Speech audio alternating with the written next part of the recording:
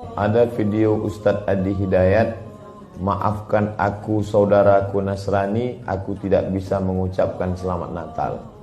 Karena orang yang mengucapkan selamat Natal, maka dia sudah mengakui tiga.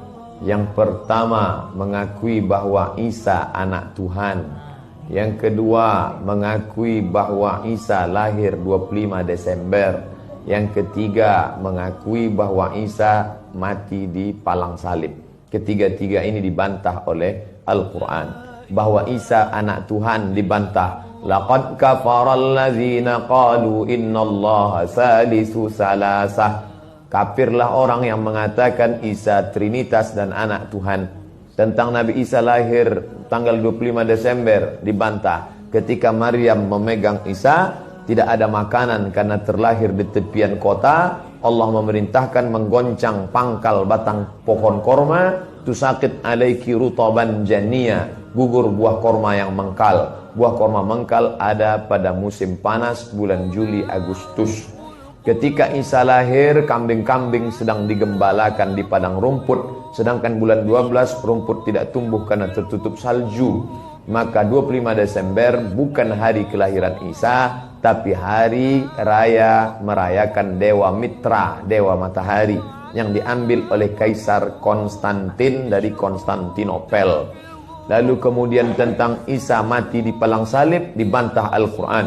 Wa ma qataluhu, mereka tidak membunuhnya. Wa ma salabuhu, mereka tidak menyalibnya. Walakin syubbihalahum, ada orang lain yang diserupakan wajahnya dengan Isa. Dialah Yudas Iskariot, murid Isa yang menjual imannya dengan beberapa keping uang emas.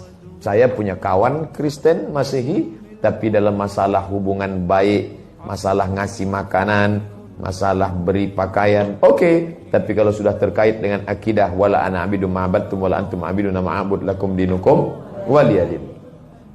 Tentang masalah tahun baru, apakah 1 Januari itu bersih, tidak ada hubung kait dengan agama? Maka tidak benar. 1 Januari 2018 Masehi, seolah-olah Masehi terkait dengan Al-Masih Isa alaihissalam. Itu kalender dibuat oleh Kaisar Julian dari Romawi kuno. Kaisar Julian membuat kalender, maka dibuat nama dia Kaisar Julian, maka disebut Julian kalender.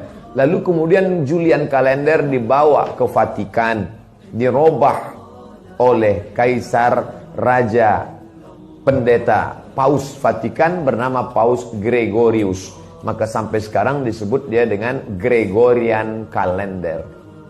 Lalu kemudian ketika terbentuk PBB, United Nation, Persatuan Bangsa-Bangsa, bingung mau pakai kalender apa? Di dunia banyak sekali kalender. Maka diseragamkanlah, dipakailah Gregorian kalender. Yang sebelumnya kita kerajaan Pasundan, kerajaan Demak, kerajaan Riau, Sendripura itu pakai kalender Hijriah. Termasuk Yogyakarta pakai kalender Saka, karena Sultan Agung Jawa mengkawinkan antara kalender Jawa dengan kalender Hijriah. Karena ingin mendamaikan antara Jawa dengan Islam. Maka setiap menyambut tahun baru Saka sekaligus menyambut tahun baru Hijriah.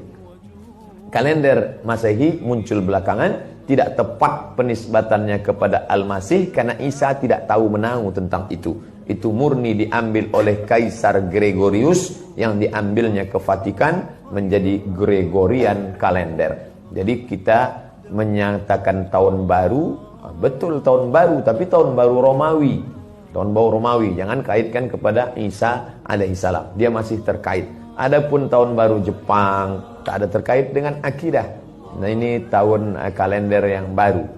Tidak meyakini bahwa dengan kalender yang baru ini nasib berubah menjadi baru. Siapa yang asap malam itu paling banyak mengepul ke atas, maka rezekinya yang paling murah. Lalu membakar ayam sampai 2000 ekor.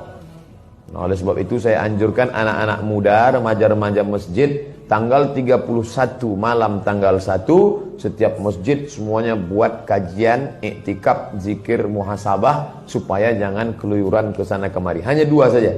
Anak-anak muda pergi ke masjid mulai jam 10, jam 11, jam 12, jam 1, jam 2 atau habis isya tidur. Saya nggak bisa tidur Pak Ustadz, biasa malam kalau nggak bisa tidur habis isya makan Antimo 2. Nguap tidur langsung. Itu saja. Adapun nanti Ustadz malam tahun baru apakah buat muhasabah di masjid? Enggak. Saya berangkat 28 29 umroh, maka tahun baru di Madinah. Tahun lalu juga begitu. Tapi tahun sebelumnya dibuat acara muhasabah. Wallahu a'lam.